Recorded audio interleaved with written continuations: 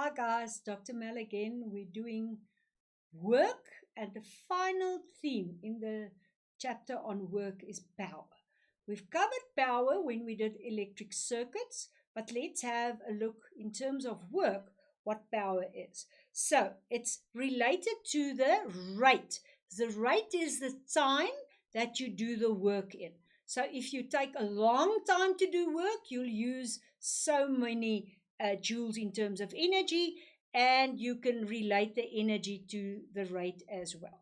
So I've got the work, and I'm now going to divide it per second, per hour, per minute. And the unit we use is joules and seconds to find our ultimate power unit as watt. So make sure that you've got the correct units, that you've got the conversions to seconds, and you then get your joule per second, which is a scalar unit. Let's see what an example looks like. They're asking me to calculate the power. So they're asking me to calculate the power if an engine is running at a certain time. And I can see there it's 2 seconds. I already have the time. And it's picking up a mass of 125 kilograms to a height of 4 meters. So what I need to find now is the work. The work we know is equal to the force times the angle between them times delta x. And that we can substitute with the force being gravity. We know the angle in this case is 1, and it's 0 degrees, which gives me a value of 1. And I substituted the delta x, you can see here, with the height of 4. So I've got my gravity force, I've got my angle as 0 degrees, I've got my height of 4 meters, and I've got the time as 2 seconds.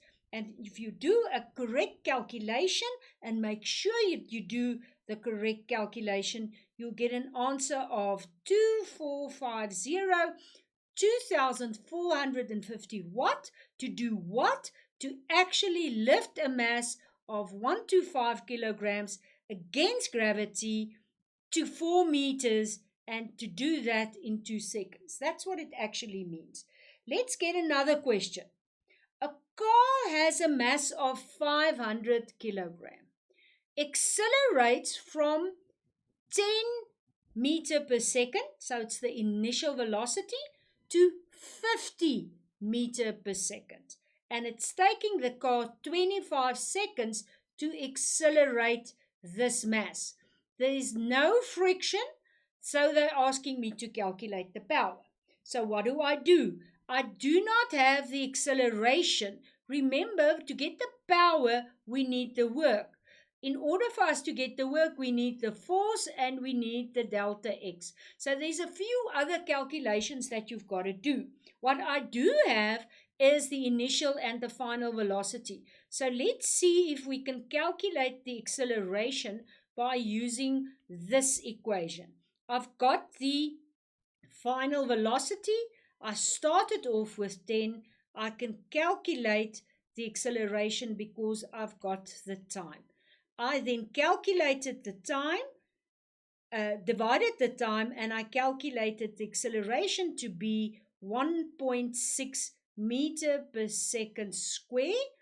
And let's say, for instance, the direction is forward, then this acceleration will also be forward. So I'm choosing my direction as to the right or to the left, whatever you want to do. I've got the acceleration now, so I should be able to work out the delta x, the displacement. Let's use this equation, and it's probably easy to find the equation which you have because you've got these values. I've got 50 and I have 10. So it's the better option to use this. I have got the acceleration, which I calculated just now, and I'll find the displacement to be 750 meter, again, forward or to which direction you chose. So I've got delta x now as 750 meters, And if you have the acceleration, can you see I can also get the force? So let's go and calculate the force. The force net will be the mass times the acceleration, which is 500 times 1.6, and I got an answer of 800 Newton, again forward or whatever direction. So make sure that you've got that. But that's not what they asked me. They asked me to calculate the power. So having had calculated now the force, and I have delta x, which I just calculated before, I can now find the work. So the work we know is the force times the angle times delta x. I've got the force as 800. I know it's cos 0 degrees, and I know it's 750 meters. And if I calculate that, I get an answer of 600,000 joules. Now that is the work done by the engine. But we have to say what's the power in 25 seconds. So the power is the work over the time. It's 600,000 and the time is 25. And you now calculated the power to be 24,000 watt. And you answered the question correctly. Just let's have a look. You had to work out the acceleration first. Then you had to work out the displacement. The displacement and the acceleration gave you the force and the work. And from there, I got the work and I just had the time to calculate the power. So make sure that you write down everything and you'll see you'll have all the quantities to do the calculation. There's another last equation in this chapter that works out the average power. Now, because we say we can have work over time to be equal to power, we can substitute the work with the force and the displacement with the angle in between them over the time. But we know delta x over delta t, and we've done that in our velocity and displacement and acceleration part. We said the change in displacement over the change in time is equal to velocity. But this will be the average velocity. So if I've got the force and it's in the same direction, can you see there? So the cos is 0 degrees, which gives me a value of 1. I can calculate the power with that force and the constant velocity. One of the examples to apply that equation is the following. An engine has a truck that's got a force of 3,000 Newton exerted on this truck, and it moves at a constant speed, which is an average speed then of 25, and listen to this, kilometer per hour. They want us to calculate the power. So I first have to calculate the velocity. Well, you don't have to calculate, you just have to convert. So I know the velocity is 25 kilometers per 1 hour. I can now say it's 25 times 10 to the 3 meter, and an hour is 60 minutes times 60 seconds. That will give you 25,000 over 3600, which gives me a value of 6.94, and remember it's now meter per second. I've got the force, so I can calculate the power with this equation. It's the average power and the average velocity. It's 3,000 times 6.94, which you just calculated, and the power will then be 20833.33, and the unit watt. So you can use this equation if you've got an average or a constant speed with the force. So that's easy. A second question that we've got to do in terms of this power and the average force is a question that was in a matric exam a few years ago.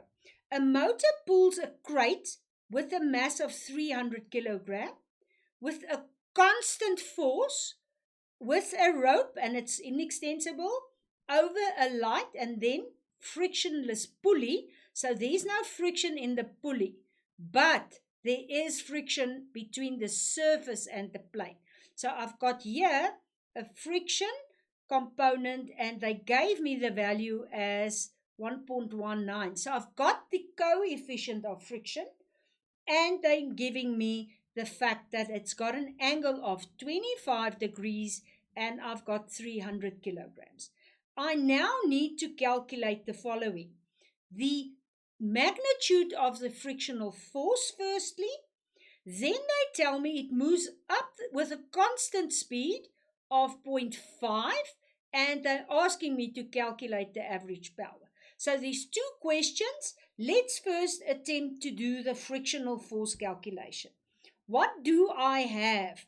Well, I've got the frictional force that's going upwards because, no, it's the applied force that's going upwards, sorry. So it's being pulled up by the rope, and I've got the friction going down. That's the first thing I know.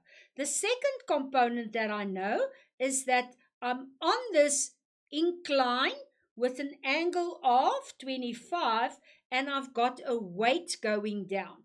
It's a 300 kilogram weight. So if this is a 300 kilogram weight, I can calculate the gravitational force with that equation, which gives me a value of 29409. So I've got the downward force, and if I drew a free body diagram, I would have the applied force that side, I would have the frictional force this side, and the gravitational force that side. And remember, you have the normal force pushing up. I could also, and that would be advisable, to work out the components of this gravity. So you've got gravity there. Let's just draw the parallel component of gravity and the perpendicular component of gravity. Now, what do I have? I do have this value here as 2940. So I can calculate this value by saying this is the sine of 25, and that value there is 2940 times the cos of 25. And if you calculate that, that is 2664.54. Now remember what they asked us to calculate, the frictional force. Now if you go back to Newton's laws and have a look at your information sheet, you'll see the frictional force is equal to the coefficient, which they gave me, times the normal force. Now we've got the normal because if that's the normal there, it will be equal to this perpendicular force which we calculated just now. So I can actually calculate the friction with the component, the coefficient, the perpendicular component, which is 2664.54, and I got a value of 506.26 Newton. So let's just revise. I've got an applied force pulling it up. It's the rope. Friction will thus be downward, and I had to calculate that. In order for me to calculate the frictional force, I had the coefficient, but I had to get the normal. In order for me to get the normal, I had to take the gravitational force and get the perpendicular component. So it's a quite intense calculation, but you have all the knowledge and you've got all the tools on your calculations with your information sheet. Just identify the correct forces, otherwise you are going to make a mistake. Right, we've done the frictional force. They asked me now to calculate the average power. Now we know the average power will be if you've got the force and you've got the average velocity, which we actually have because it's going at 0.5 meter per second. What we need to calculate now is the power. So let's see if we can calculate the power. I'm going to draw a free body diagram again. I've got the applied force upwards, that's of the string. I've got a downward force of the parallel component as well as the frictional component. But remember, they told me it's at a constant speed. So we know the acceleration is 0. So let's take that and do a calculation in order for us to find the force. We've got the F net is equal to MA, and we know that is 0. The F net will be the frictional force added to this parallel component. The parallel component is 2940 sine 25, and we calculated the frictional force as 506.26. This is a value of 1242.5, and if I add these together, I get my force as 1748.75. And you know now that the F will be that value. I go back to that equation. I've got my force now, 1748.75.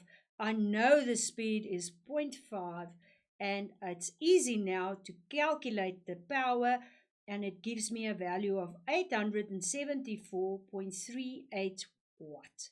So that's a calculation that took into consideration the perpendicular and the parallel components of the gravity. Remember, I used the parallel to find the applied force in order for me to work out the power.